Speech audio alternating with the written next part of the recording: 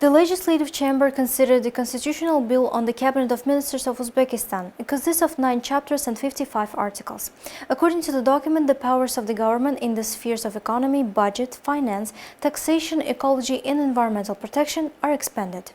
The bill established the obligation of Prime Minister together with his deputies and ministers to submit a report to the Legislative Chamber of Oliy Majlis on implementation of Uzbekistan 2030 strategy every 6 months. The bill provides for the creation of criteria and procedures for the executive authorities to carry out their work, regardless of their status or field of activity. The responsibility of ministers for organization of work in a ministry headed by them, achievement of target indicators of its development and reporting to Oliy Majlis, to the President of Republic of Uzbekistan and the public on the state of these indicators by the end of the year has also been strengthened. The bill was adopted at the meeting in the first reading.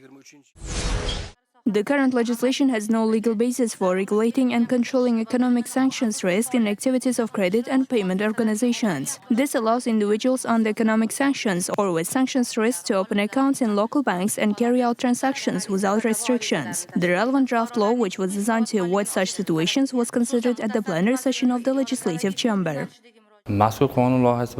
This law provides for the expansion of the central bank's capacity and power to manage loans and transactions related to sanctioned payments. This means that commercial banks and other organizations may refuse to provide financial operations or transactions to individuals or legal entities under sanctions.